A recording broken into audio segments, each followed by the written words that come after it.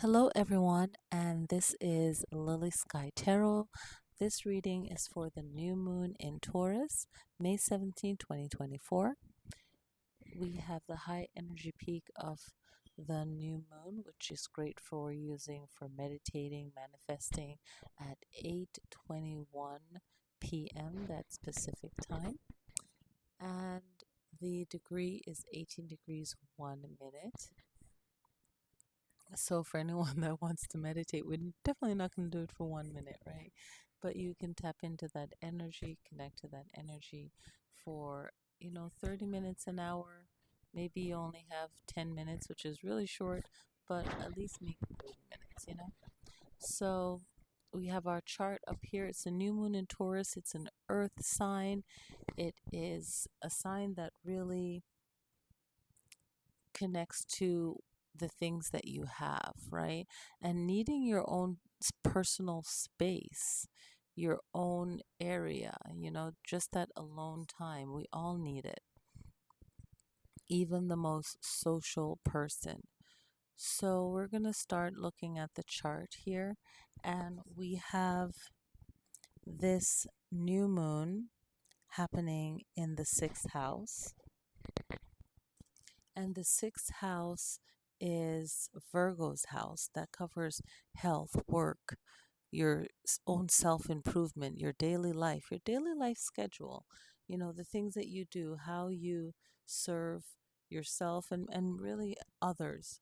The sixth house really cares about health and the safety of others, and the work that they do is very important, right? They care about the things that they do, the work that they do. So let's get into the message of this moon. And the message of this moon is looking to strengthen your stability.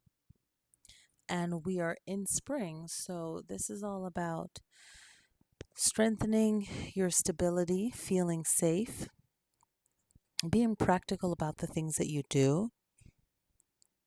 Some of you might be experiencing changes in your life, and realizing that life is about change. Nothing stays the same always. Maybe some of you are embracing a new change or looking for a new change. So I think it's going to be the next one that's going to be the same sixth house energy. So we have this new moon, and then the full moon coming up will still be a sixth house energy. So really, working on our health is really important in May. That's like a big month's message. But caring about this change that needs to happen, and if you're going through a lot of changes, or you feel stressed, or just thinking a lot about things, and wanting things to get done and it's not getting done the way that you envision it, it's normal. But know that life is about changes, and that does happen. And look at these changes and see how you can avoid certain changes that you don't want. Some of you might be experiencing that, unwanted experiences, changes that's caused by other people as well. So some of you might be experiencing changes where you're noticing a pattern within yourself, or you're noticing that things have to change based on someone else's action. Now, some good news that I want to focus on is Jupiter in the sixth house, which is going to be good for work. Maybe you're getting a message that you're getting a new job, or that you're needed in a certain field or in a certain position. So that can be good as well. Now, the sixth house, it's also offering you that strong, resilient energy, and that's going to be really important. And focus on how passionate you are about yourself, how you care about yourself, and let that energy pretty much guide you. Okay. Look within yourself for being reliable, and also seeking out people that are reliable people. They provide a sense of security. They they have a service. So really look at, is this person beneficial? Do they have a skill that they're using? Are they of service to themselves and to others, just like you are for yourself, or you're trying to get there, some of you. So it's really being aware of that sixth house energy of work ethics. Okay, you're looking at the quality of maybe where you work or someone else's actions, maybe taking care of things that needs to be taken care of, improving it, um, maybe constructive ideas. Some of you are experiencing this, constructive ideas that bring solution in life and work. Are you being helpful or others being helpful? Seeing results being made. If there's a lot of talk and there's not a lot of results, you're noticing that. And just realize that you can only control what you do. Okay? So that's really important to be aware of. And being aware of unstable people, and maybe just learning techniques to deal with that can be helpful. Maybe even seeing a solution that needs to be made, but not even knowing if these solutions will be implemented, and just realizing your limit and pretty much doing what you know best to do. Okay? So it's really experiencing a lot of sixth house energy for this new moon. So now I'm going to get into reading everyone's chart. Okay, since it's a Taurus new moon, we're going to start off with Taurus. And don't forget to check your transit chart so you can look that up online. Your transit chart reading that will give you another detailed reading for yourself, even a very much detailed reading. Okay, so definitely look into that. Now, for Taurus, you're in the sixth house, so your experience is gonna fully be about health. Okay, it's gonna be about work. Some of you might be experiencing work, health, um, and really an opportunity to put yourself first, to realize what it is that you need to do that would be best for you. All right. You have the sun and the moon. So that's going to be a balance of those. I had to pause for a moment. But experiencing that sixth house experience of either health or work, and for your sun and your moon, finding that personal time for yourself and not making work a bigger deal than it should be, and also balancing your emotions when it comes to work and health. So, really, just having kind of like a level mind to it all. Okay. So, we just did Taurus. Taurus, you also, let's see what else you have Jupiter with you, so that's a lot of luck energy, a lot of things working out fast for you around this time. Maybe you'll notice it, and for everyone, a week before and a week after. You also have Venus energy for love, for it's, I like to say, it's the opposite of Mars, so it's fighting in the more feminine way. Okay, so you also have Venus, so this is really good. So let's now move on to Gemini. Gemini, you'll be experiencing or noticing for yourself or with others relationship issues, maybe wanting to get married, wanting to um, get into a new relationship, or wanting to take a break from it, but it will be more of any kind of partnership experience. It could be even work related as well.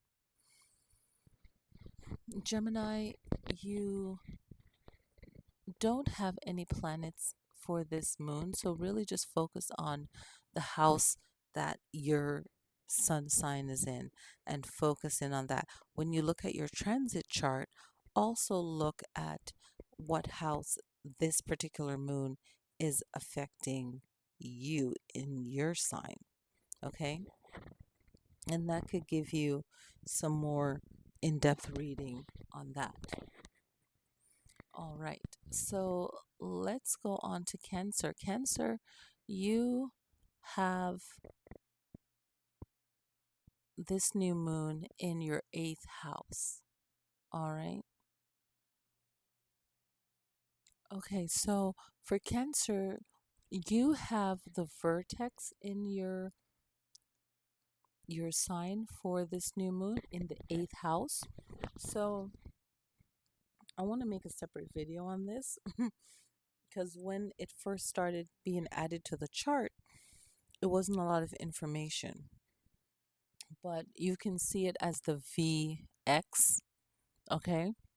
That is in Cancer in the eighth house. So, what I found to read it as is any issues dealing with the eighth house, you might be experiencing that. Sharing resources, very Scorpio energy, even a person's action, just kind of figure out why are they doing this, what's the secret motive. It's usually a secret. Anything to do with sharing money, other people's money, regeneration, letting go, death, sex. So it will be anything in the eighth house. Leo, you're in the ninth house. So anything to do with being optimistic, overcoming something, um, that you thought, oh man, I really dig myself in a hole right now, and being optimistic and really things working out better than you thought it would. Could be with traveling, could be with something to do with higher education or thinking one step ahead. So anything that would be like traveling or not feeling like you're trapped, Leo, okay? Now for Virgo, you're in the 10th house, so you're experiencing 10th house issues and really working through any anything that you feel is more complicated than it needs to be, and really finding the right way to move around that. So that can be a benefit for you in the 10th house. You'll be heavily focused on in April by others when it comes to what your main benefit is as far as your career to others. How will it benefit others, your actions when it comes to work? So, whatever it is you're doing, you are pretty much center stage right now, okay? And this could be a great time for you to kind of like figure out something that seemed to have more power than you have. But now could be a great time for you to have the upper hand and not really revealing a lot of things until the time you need to, like being really secretive about it. That can be benefit you at this time. All right, so now Libra. Libra, you have that South Node working with you or against you right now. And I feel like whenever the signs are in a node, it's like really like a karmic time based, meaning your actions create the results of things. So it's really important to not do anything too crazy when your sign is in the nodes, and especially like the decisions that you're making leading up to the nodes. So, whichever signs are going to be, and I can't think of what are the other signs that will be in the node next. It's like really think about your actions. It might be Pisces and Virgo, but I'm not sure.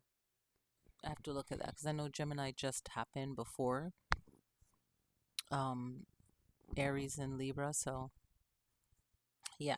But you want to make sure that you are you are using the talents that come naturally to you. Okay, that's the best way to kind of flow through your node experience.